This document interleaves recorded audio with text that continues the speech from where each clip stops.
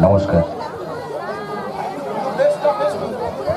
বিশ্বরূপস্যভর্যাসি পদ্মে পদ্মালয়ে শুভে সর্বত্র পাহিমান দেবী মহালক্ষ্মী নমস্তুতে।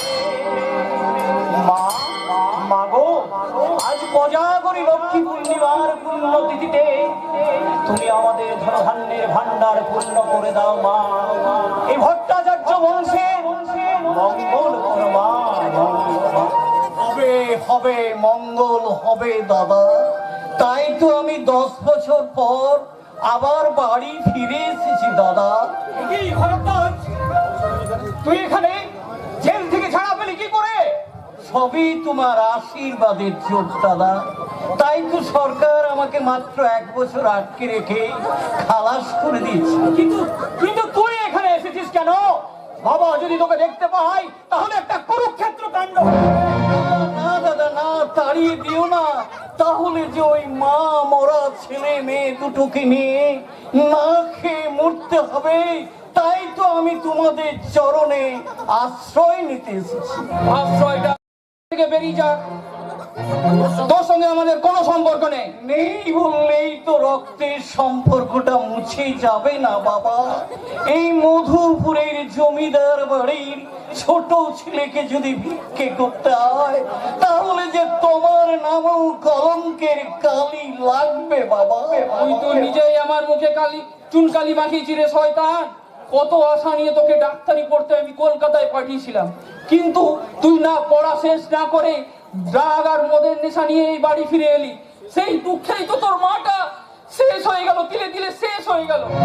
তুমি তো এখন বেঁচে আছো বাবা, তুমি এখন আমার মা বাপ। চুপ কর শয়তান। ওই বাড়ি আমি ওই বিশ্বনাথের নামে করে দিয়েছি। তুই তোর নিজের ভাগটা বুঝে নিয়ে এই বাড়ি ছেড়ে চলে গিয়েছিলি। জুয়ার নেশায় সবকিছু নষ্ট করে দিয়েছি, সব সব উড়িয়ে দিয়েছি। এখন আমি সব নেশা ছেড়ে দিয়ে শুধু ভগবানের নাম গান করি বাবা। মা কালীর দিব্যি এবার এবার আমি নূতন মানুষ হব। এর আগেও মানুষ হওয়ার জন্য আমার কাছ থেকে দুবারে 2 লাখ টাকা নিয়ে গেছিলি, দুবারও যখন পারলি না 3 বারে ঠিক পারবো দাদা। জগাই মাথায়ও তো মানুষ হয়েছিল। তুমি তুমি শুধু চৈতন্য হয়ে আমাকে বুকে টেনে নাও। এই আমি তোমার পা ধরে বলছি। আচ্ছা, বাবা যদি তোকে ক্ষমা করে দেন তাহলে আমার আর কিচ্ছু বলার নেই। বেশ, তুমি যখন মাফ করে দিয়েছো তখন আমি ভেতরে যাই। কতদিন আমি আমার ভাইপোকে দেখিনি। কি যেন নাম তোমার ছেলের? রাহুল। রাহুল, হ্যাঁ হ্যাঁ রাহুল। ওর তো এখন বছর 4 বয়স হলো, তাই না দাদা? আচ্ছা দাদা, বৌদি কেমন আছে? বৌদিকে দেখছি না কেন? তোর বৌদি 6 মাস আগে মারা গেছে। তাহলে তো রাহুলকে মানুষ করার দায়িত্ব আমাকেই নিতে হবে। যাই ভেতরে যাই। খবরদার খবরদার, ভেতরে যাওয়ার চেষ্টা করবি না। তোর ওই মিষ্টি কথায় আমার মন ভিজবে না। দামোদর, এই দামোদর, সেলাম হুজুর, হুকুম করুন। এই কুলাঙ্গারটাকে এক্ষুনি ঘাড় ধাক্কা দিয়ে বাড়ির বাইরে বের করে দে। কি বলছেন হুজুর? আমি ছোট বাবুর গায়ে হাত দেবো? হ্যাঁ ঠিকই শুনেছিস। যার হাত থেকে মাইনের টাকা নিস সেই তোর একমাত্র বাবু।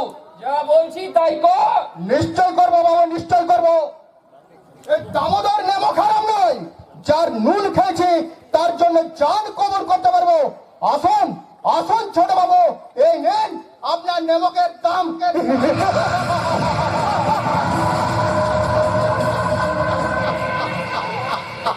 দামোদর, তুই এ কি করলি?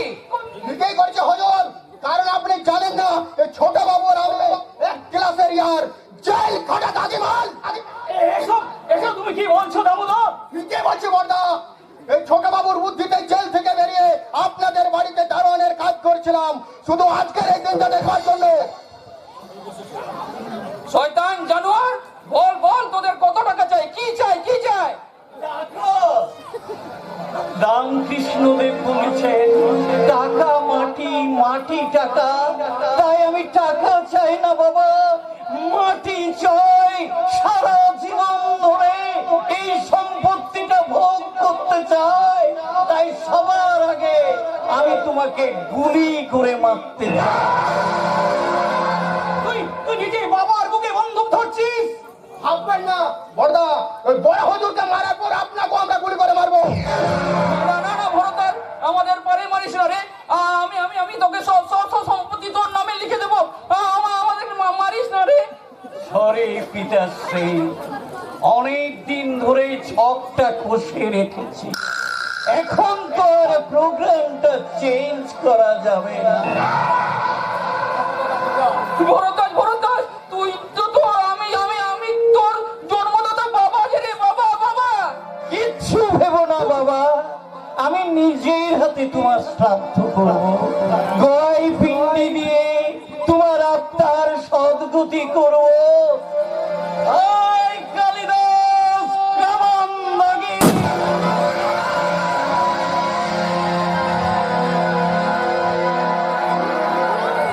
কথা বলো বাবা, কথা বলো, কথা বলো বাবা, কথা বলো। শয়তান নরপিশাচ, এ তুই কি করলি? তুচ্ছ সম্পত্তির লোভে তুই নিজের বাবাকে খুন করলি। দাঁড়িয়ে আছেন কেন ছোট বাবু? কেউ আসার আগে ছোটটাকে গুলি চালান। সালা মারবো একশো। এই মাত্র বাপটা মারা গেল, একটু চোখের জল ফেলারও সময় দিবি না? উফ, ভগবান যে কেন আমাকে দিয়ে এই সব মানুষের কাজ করায়। সরি দাদা, পারলে আমাকে ক্ষমা করে দিও। না বলতাজ না, বিশ্বনাথকে তুমি মেরো না, তাহলে তুমিও ধনে প্রাণে মারা যাবে আইন মাফি। তোর শালা, এই উকুলির কাজে হচ্ছে শুভ কাজে কাটি দেওয়া। কি হয়েছে সুরেন, চেল্লাচ্ছ কেন? তোমার কথা মতন বড় হুজুরের উইলের কপিটা আমি বার করে এনেছি। এতে লেখা আছে বড় হুজুর মারা গেলে ওর সমস্ত সম্পত্তি চলে যাবে তার বড় ছেলে বিশ্বনাথের। আর বিশ্বনাথ মারা গেলে সেই সম্পত্তি চলে যাবে রামকৃষ্ণ মিশনের নামে।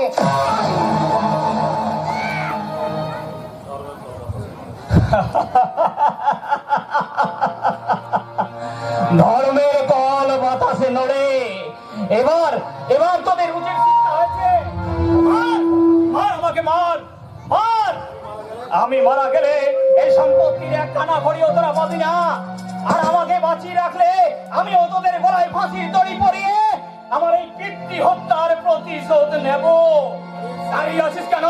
চালা গুলি, মার, মার আমাকে, মার, মার, মার। না দাদা না, তোমাকে খুনের প্রোগ্রামটা একটু চেঞ্জ করেছি। তোমাকে বাঁচিয়ে রেখে আমি হব এই সম্পত্তির মালিক। শুধু পাগল হয়ে বেঁচে থাকবে। হ্যাঁ, প্রত্যেক দিন এই ড্রাগের ইঞ্জেকশন দিয়ে তোমার বোধ বুদ্ধিকে আমি অসাড় করে রাখবো। একটা দ্বন্দ্ব পুতুলের মতো তুমি বেঁচে থাকবে, শুধু আমার কথা মতো ব্যাংকের চেকে সই করার জন্য।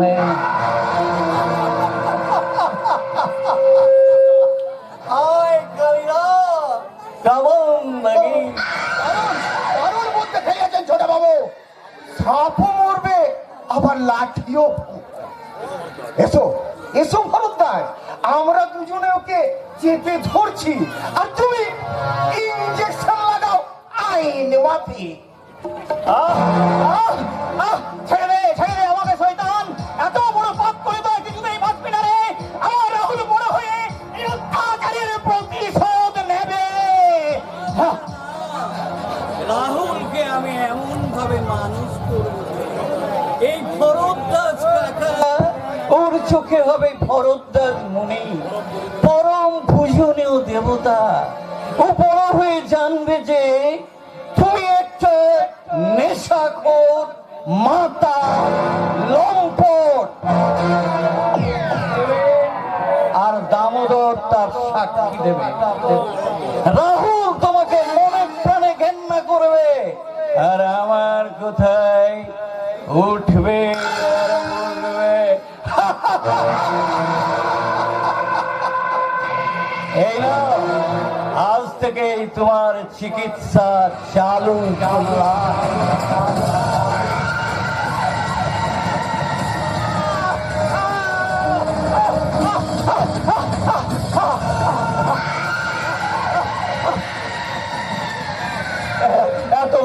এত বড় পাপ করে তোরা কিছুতেই, এত বড় পাপ করে তোরা রেহাই পাবি না।